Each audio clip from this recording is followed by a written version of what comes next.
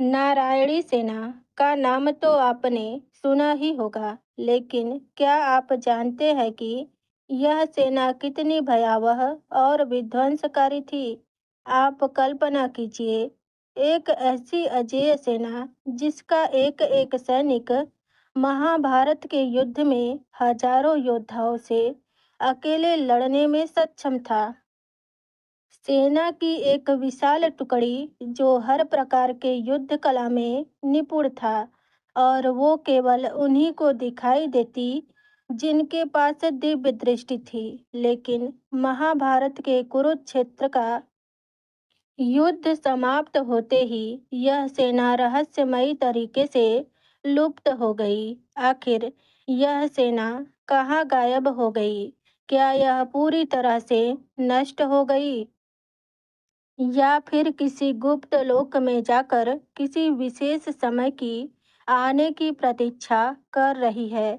और सबसे बड़ा सवाल, क्या कलयुग में यह सेना फिर से लौटेगी? आज हम इस रहस्य को जानेंगे, एक ऐसी कथा के माध्यम से जो महाभारत के पन्नों से निकलकर भविष्य को संकेत देती है। भगवान कृष्ण ने अपने राज्य की सुरक्षा के लिए एक विशेष सेना तैयार की, लेकिन यह कोई साधारण सेना नहीं थी। यह उन योद्धाओं की टुकड़ी थी जो न केवल युद्ध कला में निपुण थे, बल्कि तपस्या, योग बल और दिव्य शक्तियों से भी सुसज्जित थे। इनका लक्ष्य केवल एक था, श्री कृष्ण की आज्ञा का पालन करना। बिना कोई सवाल किए इन योद्धाओं को विशेष युद्ध कला सिखाई गई। दिव्य अस्त्रों का ज्ञान, शत्रु के मन को भेदने की क्षमता और अदृश्य होकर युद्ध करने की कला। ऐसे अद्वितीय सेना को नारायणी सेना कहा गया, क्योंकि यह नारायण यानी भगवान विष्णु के अवतार कृष्ण की कृपा से संचालित थी। जब महाभारत का युद्ध निश्चित हो गया तो दोनों पक्षों को अपनी अपनी सेनाएं जुटानी थी। दुर्योधन और अर्जुन दोनों ही सहायता मांगने भगवान कृष्ण के यहाँ द्वारिका पहुँचे। उस समय भगवान कृष्ण विश्राम कर रहे थे। जब वे जागे तो अर्जुन और दुर्योधन दोनों ने श्री कृष्ण से अपनी ओर से युद्ध लड़ने को कहा। यह सुनकर भगवान कृष्ण ने कहा, मैं तो किसी एक के साथ ही हो सकता हूँ। अब तुम दोनों को चुनाव करना है। भगवान कृष्ण ने कहा, एक और मैं स्वयं हूँ, लेकिन मैं इस युद्ध में कोई शस्त्र नहीं उठाऊंगा। और दूसरी ओर है मेरी नारायणी सेना, जो अजेय और अपराजय है। दुर्योधन नारायणी सेना की शक्ति को अच्छे से जानता था। वह तुरंत बोल उठा, मुझे नारायणी सेना चाहिए। दुर्योधन को लगा कि एक अकेला और निहत्था कृष्ण युद्ध में क्या ही कर लेंगे, वो तो अब किसी काम के नहीं रहे। लेकिन अर्जुन मुस्कुराए और कहे, हे माधव, मुझे तो आप ही चाहिए। यहीं पर तय हो गया कि धर्म की विजय निश्चित है, क्योंकि बल से अधिक बुद्धि और भगवान का साथ महत्वपूर्ण होता है।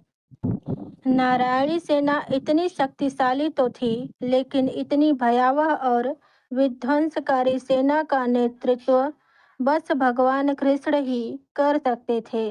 नारायणी सेना कृष्ण के बिना अधूरी थी। कहा जाता है कि इस सेना में भगवान कृष्ण के 18,000 सारथी भी थे, जो सब महान योद्धा थे। महाभारत युद्ध में नारायणी सेना कौरवों की ओर से लड़ी। इनके योद्धा अद्वितीय थे। वे मायावी अस्त्रों का प्रयोग कर सकते थे, शत्रु के मनोबल को छीड़ कर सकते थे, और इस प्रकार रण क्षेत्र में युद्ध करते थे कि उन्हें हराना असंभव लगता था। भीम, सात्यकी और अर्जुन ने मिलकर इनका घोर संहार किया, लेकिन फिर भी यह सेना अपनी आखिरी सांस तक लड़ी। दोस्तों, लेकिन असली रहस्य तो अब शुरू होने वाला है। युद्ध के बाद यह सेना कहाँ गई? महाभारत का युद्ध समाप्त हुआ। श्री कृष्ण द्वारिका लौट गए, लेकिन युद्ध में बची हुई नारायणी सेना का कोई पता नहीं था। क्या वे युद्ध में पूरी तरह समाप्त हो गए थे? नहीं, कुछ ऋषियों और योगियों का मानना है कि भगवान कृष्ण ने अपनी योग माया से नारायणी सेना को एक गुप्त लोक में भेज दिया। कहा जाता है कि नारायणी सेना आज भी कहीं न कहीं अस्तित्व में है, लेकिन यह केवल उन्हीं को दिखाई देती है जिनकी आत्मा शुद्ध हो और दिव्य दृष्टि हो।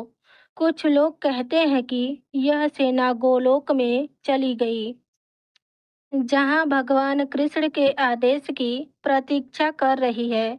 कुछ धर्म ग्रंथों में लिखा है कि यह सेना एक अलग लोक में जाकर तपस्या कर रही है और जब कलयुग में अधर्म अपने चरम सीमा पर पहुंचेगा तो यह पुनः प्रकट होगी।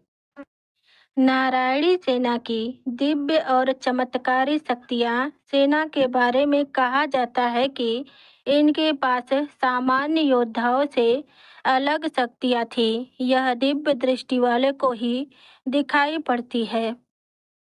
यह मन के भाव पढ़ सकते थे और शत्रुओं को भ्रमित भी कर सकते थे। इन्हें किसी भी अस्त्र शस्त्र से मारा नहीं जा सकता था, क्योंकि यह योग बल से स्वयं को सुरक्षित कर सकते थे। महाभारत के बाद कई साधकों तपस्वियों ने नारायणी सेना का अस्तित्व होने का दावा किया।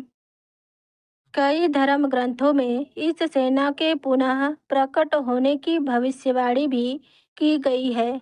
क्या कलयुग में नारायणी सेना लौटेगी? दोस्तों, अब सवाल यह है कि क्या कलयुग में फिर से यह सेना प्रकट होगी?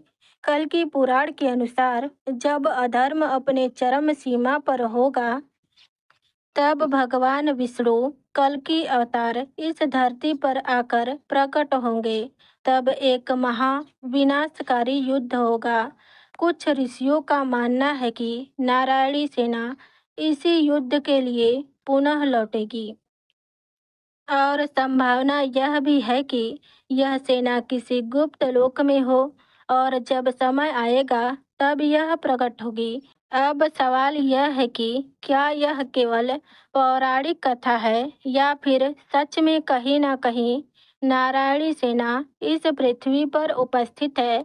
दोस्तों, कुछ लोग इसे एक धार्मिक कथा मानते हैं और कुछ लोगों का मत है कि जब सही समय आएगा तो यह सेना फिर से कलयुग में प्रकट होगी।